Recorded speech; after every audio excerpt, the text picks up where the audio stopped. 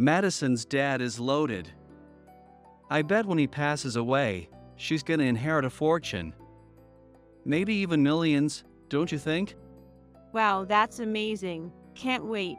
When he dies, I definitely want her to take us on a trip. That sounds great. I might ask for a car. What about you, Nick? What are you gonna ask for? I've been wanting to get a gaming PC. Maybe I'll ask if she can buy me one of the expensive ones. The conversation between my husband and in-laws was lively and full of excitement. They probably have no idea what kind of face I'm making on this side of the door. I gripped my wallet tighter. My name is Madison. I met my husband, Nick, through a social club for working adults. We hit it off right away, having similar interests. We were enjoying our happy days together when suddenly, one day, I got a call from my mom. It's terrible, Madison. Your dad has collapsed. What? My dad is a lively and fun-loving guy, always full of energy and dad jokes. He's the picture of health, running his company full throttle. I couldn't imagine him collapsing.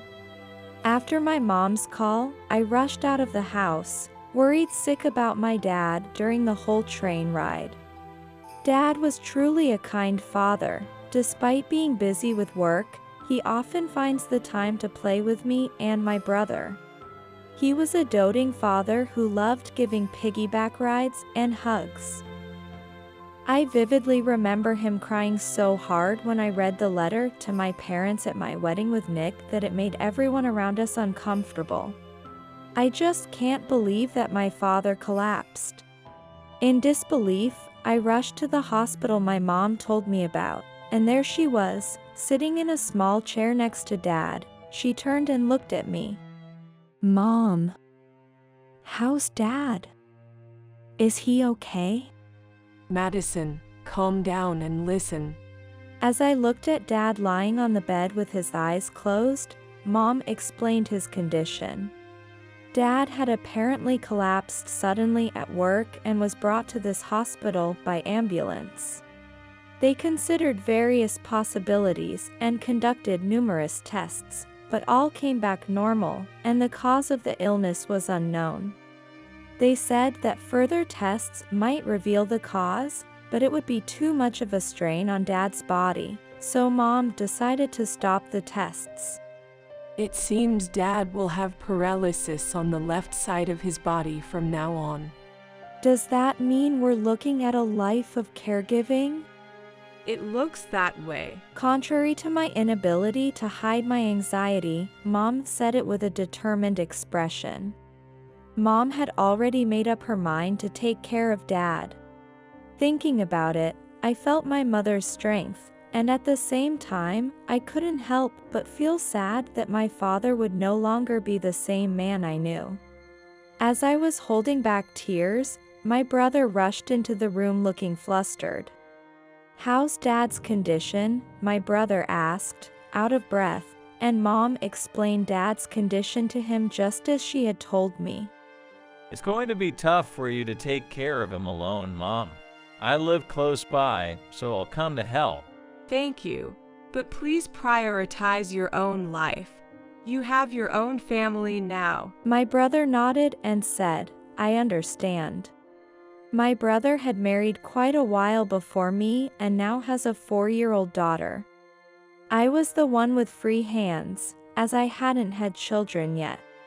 However, it would take me an hour by train to get back home.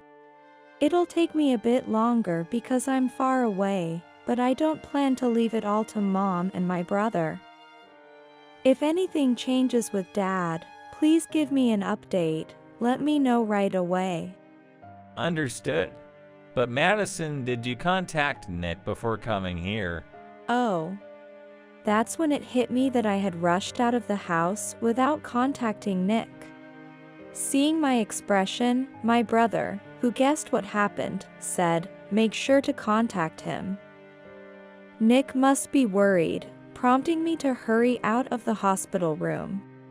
Once I moved to a place where it was okay to make a call and phone Nick, he said, "Madison, where are you right now? I've been worried." Hearing Nick's voice brought me comfort, and I couldn't help but cry as I told him about my father's health condition and his need for care. Nick was shocked, that energetic father-in-law of mine, but then he comforted me with many kind words. Savoring the thought that I was lucky to have married him, I told him I was coming home, and Nick said gently, "I'll have dinner ready. Take care on your way back." It seems that for today, my father will be staying at the hospital.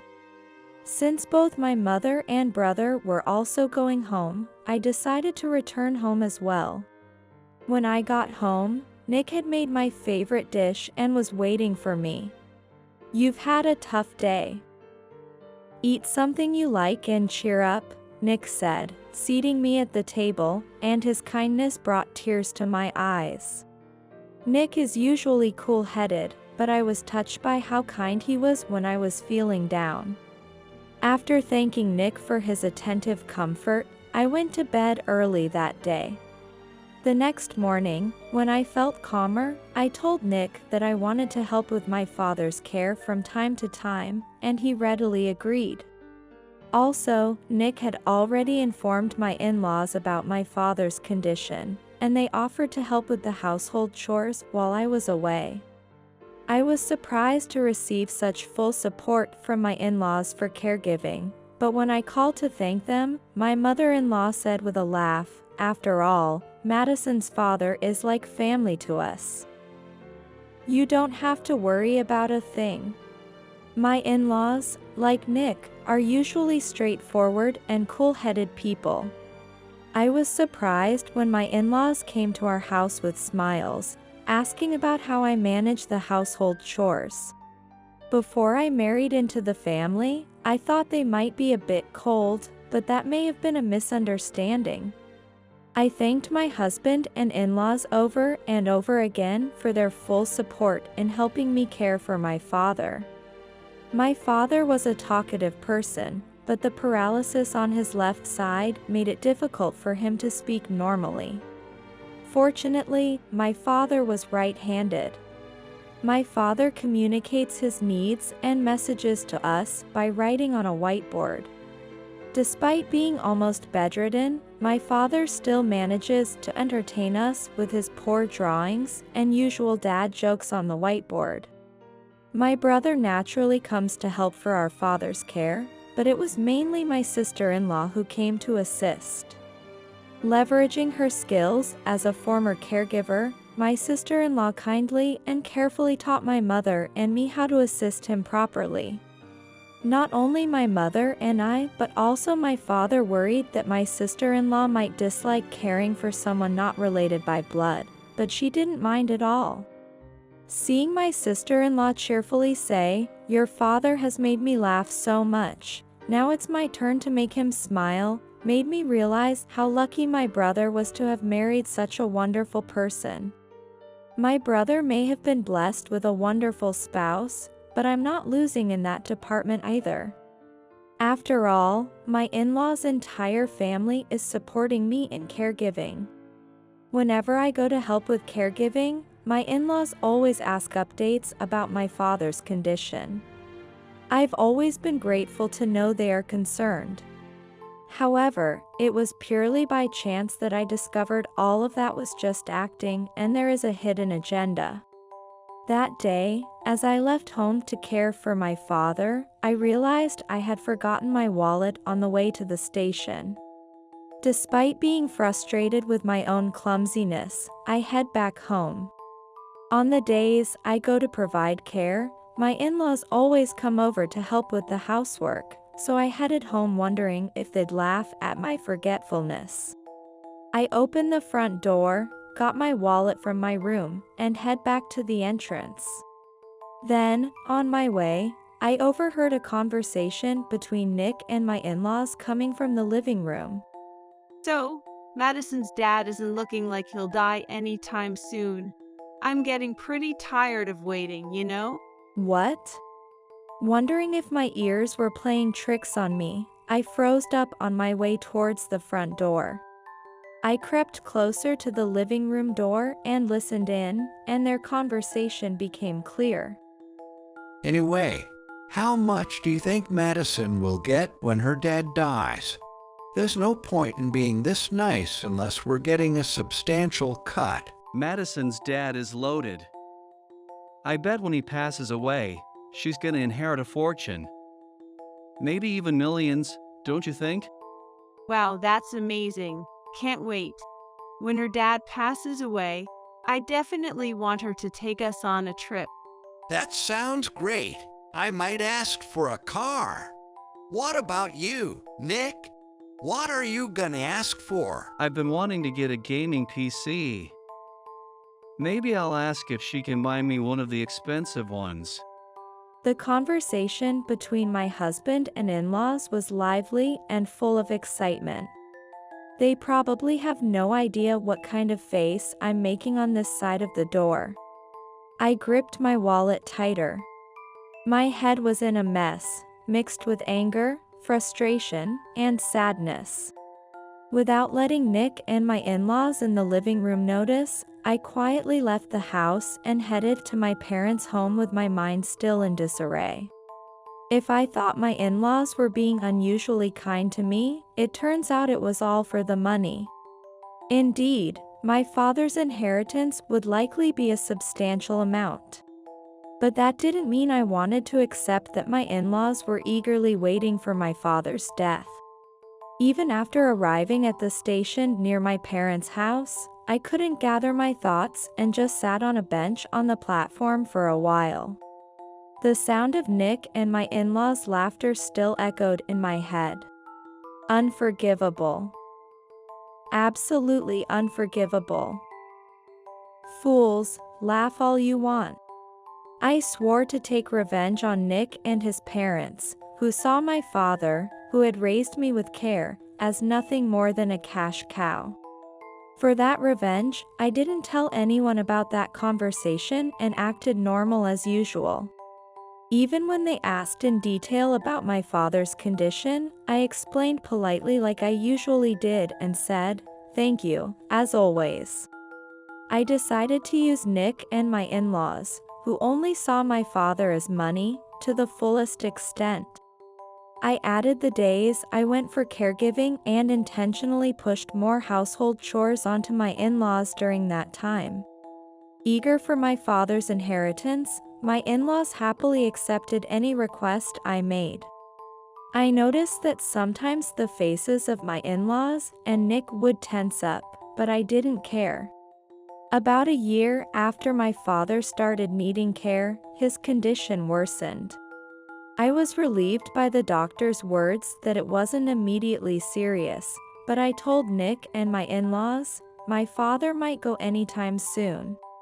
It must have been the news Nick and my in-laws had been waiting for. Unable to hide their smirks, I said, "So?" and quietly handed them the divorce papers. "Thank you for everything up to now. Please, let's get a divorce." At my words, Nick exclaimed, "What?" loudly. My in-laws were frozen in shock, but I calmly recited the lines I had prepared. "Nick, father-in-law, mother-in-law, you were all just after my father's inheritance, weren't you? I overheard it.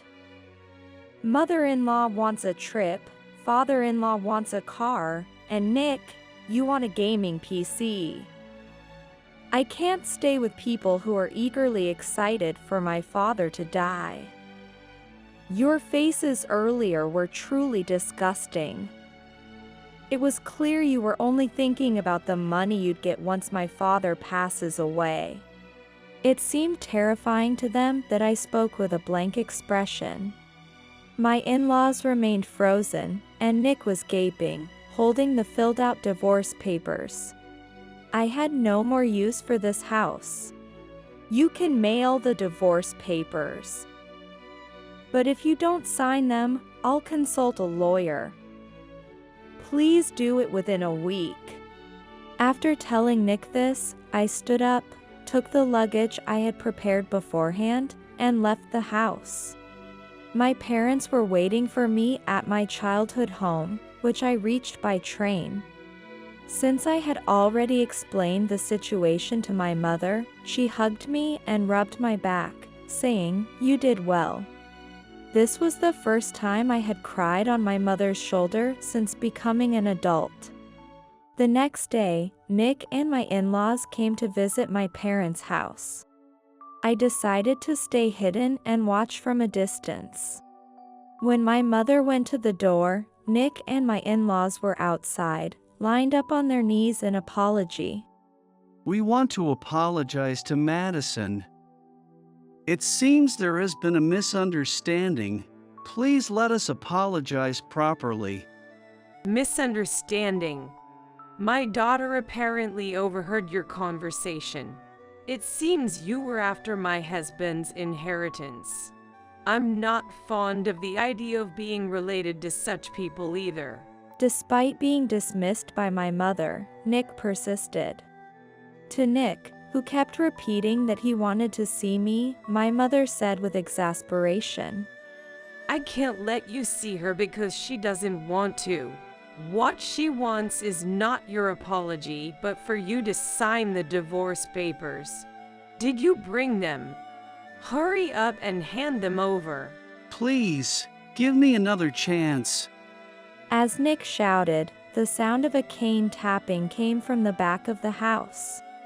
Looking over, there was my father, leaning on a cane, being supported by my sister-in-law. Father-in-law. Nick stood with his mouth agape, finally facing the father-in-law he had only heard about in conversation. My father, holding a whiteboard in his hand not using the cane, showed it to Nick. There was a strong message from my father written on it. I cannot give my daughter away to someone who cannot make her happy. Divorce her immediately, as per her wishes. The message, written in strong handwriting, seemed to resonate with Nick and my in-laws more than anyone else's words. There was no point in arguing any further. Realizing this at last, Nick slowly stood up, followed by my in-laws. I've gone ahead and signed the divorce papers. Here they are. Saying so, Nick handed the divorce papers to my mother. After saying she would contact me once the papers were submitted to the office, my mother sent Nick and my in-laws away. Coming out of hiding, I said, "Dad, Mom, thank you." My mother smiled gently, and my father laughed heartily, writing a message on the whiteboard. Protecting my daughter is a father's duty until the end. Seeing that written on the whiteboard, I couldn't help but cry. Since losing movement in his left side, there were many things my father could no longer do on his own. I thought my father was no longer the father I knew, but that wasn't the case at all. My father remained the kind father he always was. He remains the dependable father who always puts me first. "Dad, please live a long life," I said with tears, and my father smiled, showing his teeth.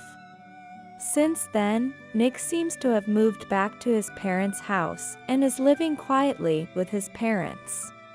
As for me, I've gotten used to caregiving, and while working from my parents' home, I help take care of my father.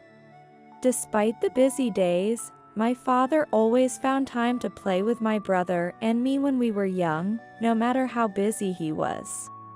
Knowing this well, neither my brother nor I ever minded taking care of our father, no matter how busy we were. Although my father has become bedridden and lost a lot of weight, his appearance had completely changed, his hearty laugh and love for dad jokes remained the same. My sister-in-law also says that taking care of our playful father is fun, and we are able to live a life of peace.